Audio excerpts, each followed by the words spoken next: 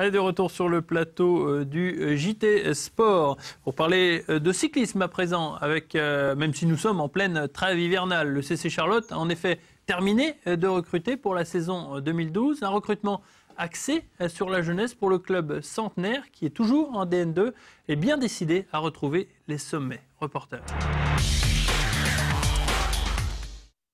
12e sur 23 au classement final de la Coupe de France des clubs de division nationale 2, le bilan 2011 est finalement mitigé pour le club centenaire Aubois. En conséquence, le CC Charlotte a décidé d'opérer un virage drastique pour la saison 2012 en misant sur les jeunes et en ne recrutant plus de coureurs étrangers. C'est sûr qu'on finit 12e, bon j'avais dit entre 5 et 10, après c'est pas non plus un échec.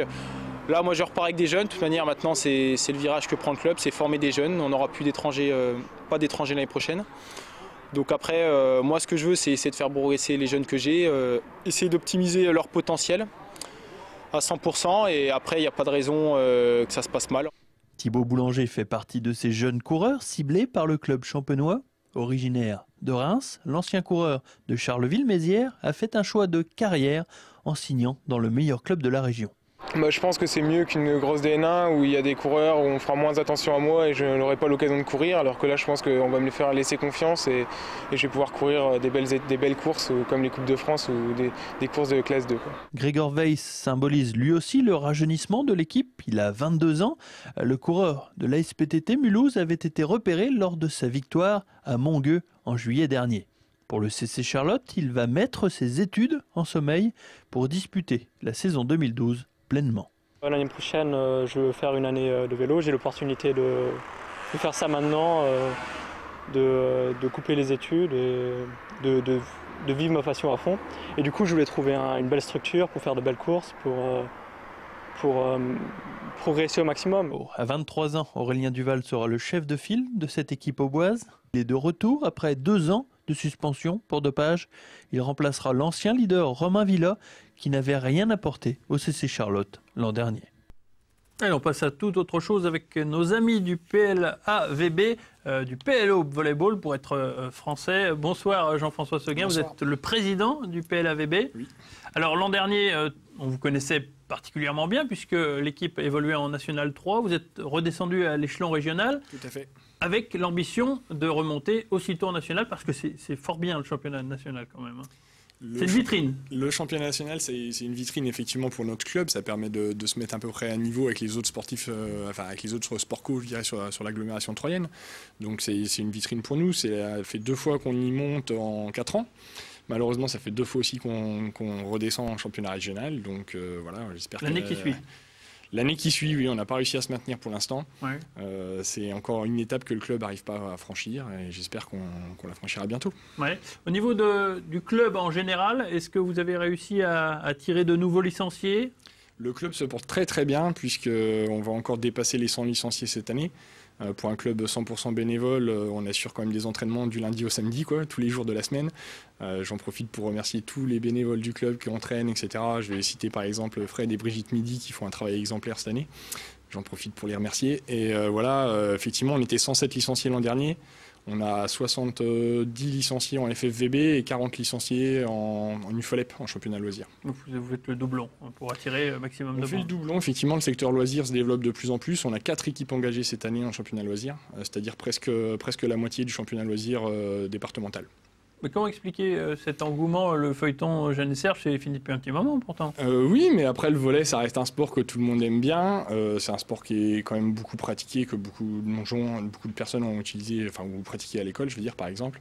Et puis, nous, on a un esprit convivial dans le club qui est peut-être notre premier atout.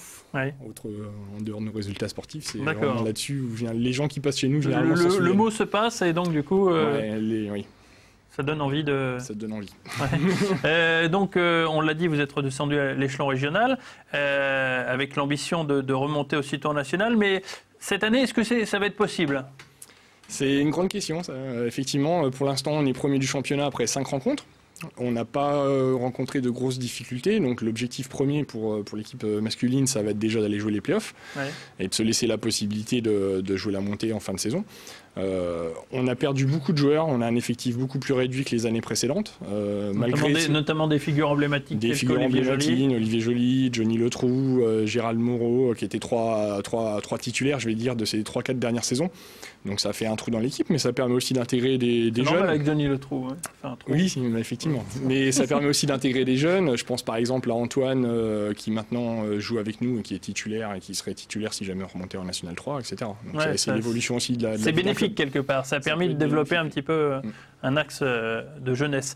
Avec nous sur ce plateau, Yannick Richard, qui lui est plutôt sur le pôle... excusez-moi. Sur le pôle féminin. Tout à fait. Donc c'est quelque chose qui a toujours été développé par le PLAVB et qui continue d'être développé parce qu'on veut aussi donner de l'importance au volet féminin. Tout à fait. Donc l'équipe se porte pas très mal. Il n'y a qu'une seule équipe ? Une seule équipe, oui. D'accord. Une seule équipe, j'ai récupéré. Voilà. On a les jeunes en féminin, on a 45% des 45 licenciés qui sont féminins en club. Donc presque quasiment la moitié de l'effectif. Ouais. D'accord. Donc effectivement, il y a des filles cadettes et minimes. Moi, je m'occupe des R1 filles seniors. J'ai récupéré l'équipe en février l'an passé. Donc l'objectif de cette année, c'est évidemment, en premier abord, on aimerait bien la National 3, évidemment. Mais bon, les playoffs, donc. Les playoffs, voilà, évidemment. Donc on se bat pour ça. Malheureusement, vous avez perdu ce week-end. Merci de me le rappeler. Désolé. Ouais, on a perdu contre l'équipe 1 de Saint-Dizier qui ambitionne peut-être aussi. Tout à fait, puisqu'elle vient de descendre de National 3. D'accord. Elles ont gagné tous leurs matchs jusqu'à présent. Donc c'est la première équipe auprès de laquelle on ne prend pas de points. Puisque toutes les autres équipes qu'on a rencontrées, on a pris au moins un set. Donc ce qui permet de visualiser un peu le potentiel de l'équipe de 3.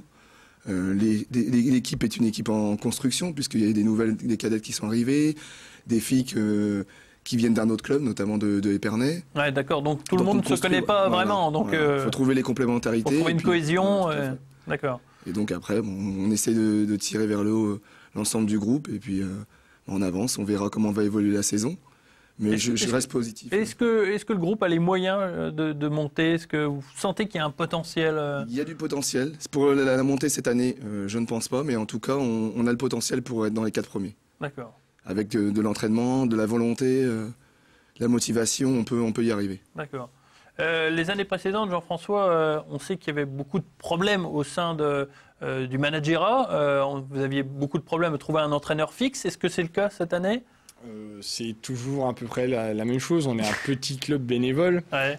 Effectivement, l'idéal serait de trouver une structure, pas semi-professionnelle, mais de trouver une structure avec, si possible, un salarié au club. Un entraîneur, donc qui pourrait être entraîneur de plusieurs équipes, je pense, notamment. Aujourd'hui, on n'a pas le budget et on n'a pas la personne pour remplir ce poste. Ça fait plusieurs fois que j'essaye de faire venir des gens en club chez nous qui viendraient de l'extérieur. J'ai pas réussi pour l'instant. Oui, parce qu'il faut un salaire. Enfin, en gros, c'est ce qui vous explique. Hein. Oui, et puis aussi parce qu'on a essayé avec nos partenaires, avec nos sponsors du club, on a essayé de trouver des partenariats pour essayer de trouver un emploi, par exemple, à certaines personnes qui sont venues essayer à chaque fois qu'on est monté en National 3. Donc la National 3, ça permet à ça aussi. Ça permet de faire venir 1 ou 2 joueurs de l'extérieur qui nous apporteraient une plus-value aussi pour le fonctionnement du club envers les autres équipes. Pas uniquement pour l'équipe 1. D'accord. Pour donner un petit exemple du bénévolat qui peut exister au club, par exemple, vous êtes président-joueur. Moi, je suis président-joueur, oui. Ouais. Mais c'est aussi parce que j'aime ce sport. Donc oui, tout à fait. Oui, mais enfin, c'est pas forcément tout le temps évident quand il s'agit de remplir des tâches administratives. C'est fastidieux. Je ne suis pas tout seul à m'occuper du club. Chacun a sa part d'administratif, je dirais. Et donc, ça permet de me libérer aussi pour pouvoir jouer et m'entraîner. En ce qui concerne les grands événements organisés par le club, est-ce qu'il y a toujours ces tournois Tout à fait, oui. Le prochain tournoi qu'on organise, c'est le tournoi de Noël. Ça se passera le vendredi soir, le 16 décembre. C'est juste avant les vacances. Ça se déroule au COSEC numéro 3. On a les 2 salles, donc on fait 6 terrains. Généralement, on a 80 joueurs. Donc le tournoi de Noël, c'est une référence maintenant le dernier vendredi. On refera un tournoi juste avant Pâques. Et puis en fin de saison, on fait un gros tournoi sur herbe qui est là le plus gros événement qu'on organise. Plus connu aussi. Puisque là, on a plus 110 joueurs. C'est un tournoi de niveau National 3. Même l'an dernier, l'équipe qui a remporté le tournoi avait presque un niveau bien au-dessus de la National 3, puisqu'il y avait un joueur de N1, plus 2 joueurs de N3. Donc ça faisait, on a eu du très très bon niveau sur le tournoi sur herbe. Et les tournois dont on a évoqué donc l'existence. Est-ce qu'on peut y participer même si on n'est pas licencié? Tout à fait.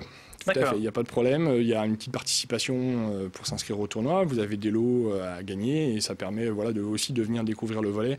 Le tournoi de Noël et le tournoi de Pâques, c'est plus un fonctionnement loisir, plus local. Le dernier tournoi de fin de saison, si vous n'avez jamais joué au volley, ça va être un peu dur, vu le niveau qu'il y a à la fin. D'accord. Par contre, sur les deux autres, j'invite tout le monde à venir. D'accord.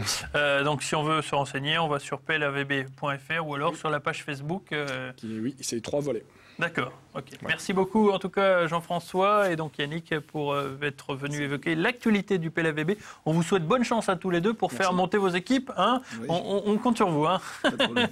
Allez, on regarde l'agenda donc du week-end sportif qui s'annonce dès vendredi. Les Stacks rencontrent Istres au Stade de l'Aube. C'est à 20h, vendredi donc soir. Il faut suivre ensuite le samedi 3, le handball avec la nationale de féminine. Sainte-Maure-Croix accueille Strasbourg à 20h au gymnase du lycée agricole. Il y a aussi le même soir du basket avec Sainte-Savine qui accueille Saint-Chamond à 20h au gymnase Volbar. Et puis ensuite, le lendemain, le cross du TOS disputé au complexe Henri Terré à partir de 9h15 pour les enfants, 11h pour la course des seniors. Voilà, c'est la fin de ce journal. Je vous remercie de l'avoir suivi. Je vous donne rendez-vous la semaine prochaine pour un autre journal des sports. À très bientôt.